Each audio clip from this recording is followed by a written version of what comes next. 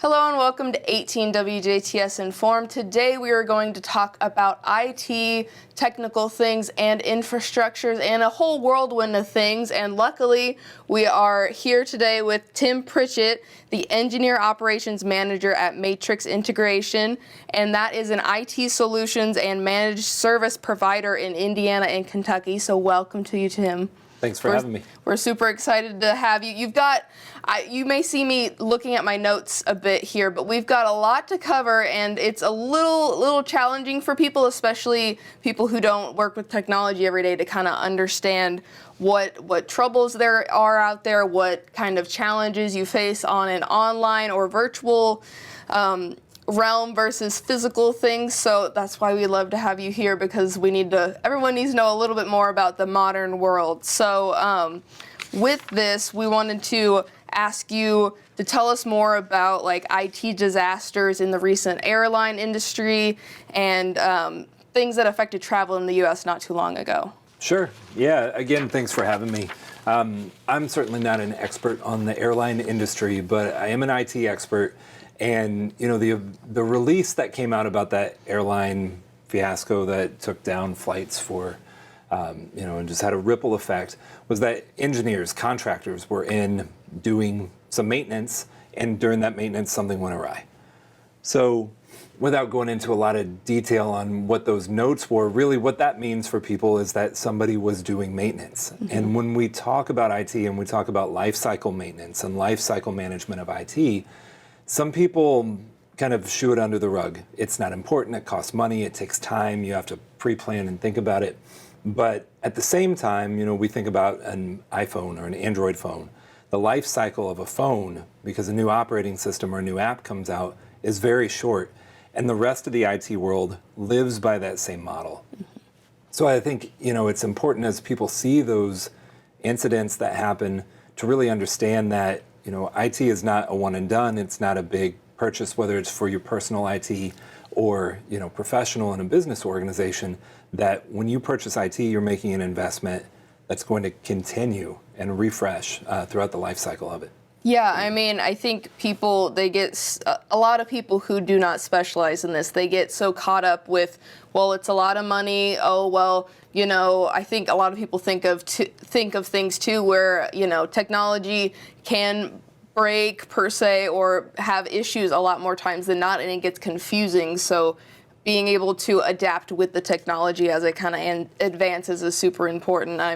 Having a little bit of a better understanding is super important too. So what can people, as consumers or businesses or anybody in general, kind of learn from the failures in IT that the airlines had, or what are some of the trends or challenges that people need to be aware of in general? Yeah, I think on that latter part, the trends and challenges, that's something that we at Matrix Integration have really seen since the pandemic in 2020, is that people's planning got turned upside down. Not just in the IT world, everybody knows that in their entire lives, but in the IT world, we had two major impacts. The first impact was supply chain. So just like we saw in automobiles or anything else, supply chain impacts really hit anything with a computer chip. So people may have planned in their capital budget, to replace something next year. They decided, because their budget was impacted due to the pandemic, to wait another year. And then by that point, the lead time on shipping for whatever that piece of equipment was 3 years. Mm-hmm. And it just kind of had a compounding effect. The other thing that we saw was, as these cybersecurity or just cyber events, whether it's a security related event or just kind of a fiasco that costs somebody money, insurance companies have become more and more stringent on cyber policies. Mm-hmm. So it could be an attack, a ransomware attack, or it could be an error. And the report from the airline industry was that something was deleted that shouldn't have been deleted. Either way, if it costs a company or it costs an organization money, the insurance company is going to care about what your policies and procedures look like. So we see that impacting a lot of people, just in pre-planning and life cycle maintenance. And then if you transfer it to your own life and your own planning, for a small business or even, personal IT, I think the best comparison is probably Windows XP or Windows 98. We're not running those Windows anymore for a variety of reasons. Mm-hmm. Well, the same is true at all levels of infrastructure. things get outdated, firmware, software gets outdated, and the underlying components need updated versions, and it's important to pre-plan for all of that. Yeah, again, just with the non-tangibility on a lot of technical things. I mean, yes, you have hardware, but like all the software and things, I don't think people truly kind of understand that the constant change and adapting of that type of software and whatnot is super important. You have to maintain that. It is also ever changing, so it's hard to get an idea or a grasp on it as it's constantly changing as like a consumer especially. So just being technologically aware and kind of trying to adapt either your business or your personal stuff is super important. And I mean, it's the way of the world now. So instead of fighting it, kind of trying to maintain and adapt as you can is super important. I mean, that's kind of what IT is all about.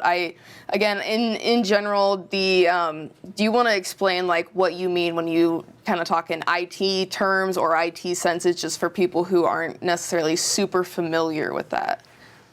Yeah, I like to sum it up as the things that go bump in the night. So all the wires, the network switches, wireless access points, servers. You think about the number of times you interact on a given day with some piece of technology, all the infrastructure that makes that stuff churn and work. And we actually just launched a new campaign at Matrix Integration today, came out this morning, for our clients. And I love the tagline. The tagline was "Time is ticking." And it's a quarterly series we're doing for the rest of the year about infrastructure and technologies that are coming end of life. So Windows Server is probably the easiest one to talk about. Yeah. Windows Server 2012 was kind of transformational from Server 2008, and it became the backbone of a lot of infrastructure for all sorts of organizations. October of 2023, it's end of life. End of life means, it can still function, but Microsoft is no longer releasing security patches for it. Yeah. If it breaks, you can't call Microsoft for help. Those types of things. And when you think about a business running their entire, financial system or human resources system or a school operating on it, it becomes very scary to think about something being that outdated and end of life. Yeah. So that's the first part of our series. And then we work through some other, lesser known but still very important technology solutions for people. And, the life cycle planning part of it, again, is intimidating to some, and that's really part of our goal as we partner with clients and customers to work them through, backpedal multiple years ahead of time and start to plan and prepare for the inevitable. Yeah, the first thing that came into my head when you mentioned all those things was like maintaining and keeping a car going on the road. You have to eventually give it new tires. You have to give it occasional oil changes. You have to occasionally replace this, and this in it. But eventually you move on and you either buy a new car or get a different car and stuff like that. So I think reinstating the idea that this technology has a shelf life per se. It's got an expiration limit. I mean, we try our best because generally speaking, technological purchases are a little bit higher, a little more costly. But I mean, again, as you stated before, you're making an investment, but you just have to kind of balance the versatility and the capabilities of the tech as well as, maintaining them. And again, treat it like a car. You get as much out of it as you put into it, things like that. But that all makes a lot of sense. And again, I think just the concept of tech, whether you can physically see it or not, is a lot to take in. I know from experience, I recently opened up a computer and I've never done that before, and I was amazed by what all the workings are, but I have a grasp on certain things, but there's still so much in a small package that you don't really understand. Sure. Yeah, I'm glad you mentioned cars. That's something that traditionally there's plenty of cars that are 30 years old running on the road. And to keep that car going, you had to worry about belts and oil and, mechanical components. What has been a transformational piece, in the past decade or two is computing at the edge. That's the industry term for it. So computing at the edge means computational activity is happening out not at a mainframe, not at a data center. So it's not data that's being processed and shipped all the way back somewhere. It's happening at the edge of that computing world. And a car or a smart refrigerator or a toaster connected to Wi-Fi, your garage door opener, all those things are examples of those IoT, those information of technology solutions. And the example of a 30-year-old car on the road, what we haven't yet seen is a completely connected Wi-Fi enabled car that's been on the road for 30 years. Yeah. Firmware is the internal kind of baseline software that makes something work. Yes. And every time I, go to the hardware, one of the large hardware box stores, and my kids play with the refrigerators with the TV screen on it, I always ask that, how long will this last? How long will a firmware patch or a security update for that refrigerator operate? Yeah. Into the future? Will there be advanced, security packs you have to purchase? I think it raises a lot of questions about lifecycle management, not just for computing, but also for these, everyday objects that are now connected with computers. Yeah, I mean, that kind of leads me into the idea that, every part of the technologically advanced world we live in now is kind of, there's still things to be worried about, still things to question, but at the same time, that's when maintaining it and asking those questions and being involved in the evolution of technology is important. Because, if you don't know how to drive the all-electric car, it may be a little wearisome, or, just getting a handle on the tech and not just using it just because it's simplified, I guess. But I think even you being apprehensive about the way that these things work over time is super important. It tells a lot of people that, it's a general concern for a lot of people. So you do work at Matrix Integrations, and what do you suggest that people keep up to date, and how to help local people with various tech, whether it be grandma who just got her new iPhone, or someone who's strongly involved with it every day? What's the Matrix things we need to hear about? Sure. Something where we have gained a lot of momentum and traction for, helping our clients succeed has been through proactive maintenance. Again, with that airline industry example that you brought up, maintenance happens all the time. Yes. It's the things that go bump in the night. We work after hours. We cut over equipment in the middle of the night to make sure the world still operates the next day. And proactive maintenance has this tendency to kind of demystify technology for people. So whether it's somebody, you mentioned grandma with technology at home, or a large, multi-million-dollar corporation, or a small or medium business, demystifying that technology and understanding what you have. You mentioned opening up a computer. Ask questions about it, understand how it works. And when you run into something you don't understand, turn to a trusted partner to be able to assist you. The cybersecurity insurance piece, I think, is, such a critical topic, because as people go out to buy cybersecurity insurance, year after year, more and more companies are starting to audit. So you can't just check a box saying, oh yeah, we do that. Oh yeah, we do that. They'll audit and they'll say, show me that you actually do that. And that demystifying and making sure you actually understand when it says multi-factor authentication, do you know what that means? And if you don't know what that means, do you have somebody you can turn to who's partnered with you on that journey to help you understand it? And on the personal side, I think it's the same way. Don't buy something and plug it into your wireless network at home if you don't understand what it actually does, or who it calls, or where it goes outside of your network. No, that makes complete sense. And I like the demystifying. I think that's a good, that's how you said it. It kind of lifts the veil. You kind of can see the inner workings. It gives it a less scary thought process. But with Matrix Integration, you guys specifically work business to business, correct? We do small, medium, and large enterprise level businesses. So we specialize in managed services. So information technology that needs to be, a portion of that needs to be taken care of by another team.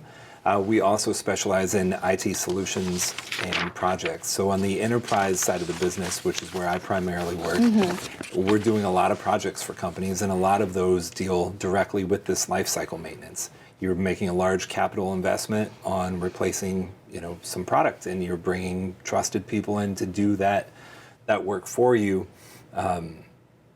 That whole process requires a relationship and requires, really paying attention year after year on what's coming down the pipe and being prepared for it.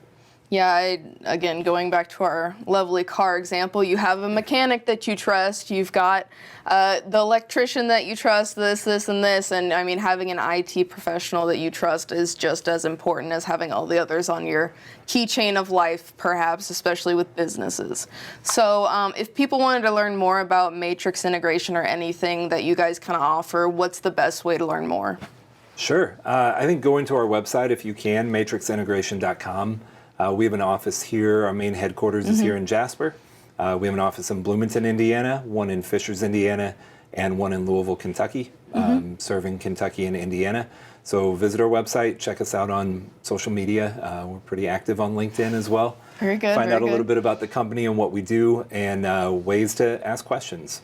Very good. And I mean, for the person at home viewing this that may not have a business and just has a few like an iPad that they like to play on or a little computer occasionally, do you have any just general tips on just, don't download the viruses and stuff like that, or anything that you'd like to share before we sign off? Yeah, don't download the viruses.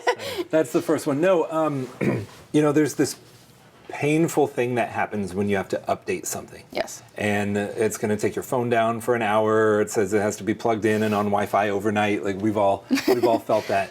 That's a small example of what a business does, yes. With life cycle management. So I think what's interesting about all the personal technology is everybody feels that technology life cycle pain. It's just, a microcosm of what could be this really impactful piece. So for me, I think the best advice there is, again, back to that demystifying, understand what it is you're doing. If it doesn't look right on the internet, it's probably not right. Yeah.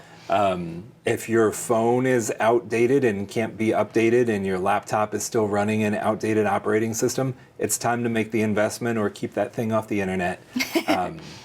Because I think, again, that computing at the edge, as all of our personal information is now on computers. Yes. And that's how we engage, from doctors' offices to banks. It's zeros and ones passing around on technology. Those components, those security components become that much more critical as a result. Yeah, exactly. So the main thing I would take away from it is do those pesky updates, because I mean, again, they're a small price to pay and they can be annoying, but they are worth keeping your security, keeping everything where it needs to be. Absolutely. Yeah. Well, Tim, thank you so much for joining us today. Thank you. It's been very, very enlightening. Again, the tech world is a lot to take in for the general consumer, but if you just put some brain power towards it and try to get a better understanding, like most things, it typically comes with good results. So we appreciate all the information we've gotten today, and of course, people want to check out Matrix Integration. You guys are a little bit of everywhere in Southern Indiana and Kentucky, so you're not too far away. Not too far. Exactly. So, of course, keep your technology updated, and all the good things will hopefully be there, and not viruses or anything dastardly as we've seen in the past. So, thank you so much for watching 18 WJTS in.form. I've been Kaitlyn Neukam, and we're local people watching local people.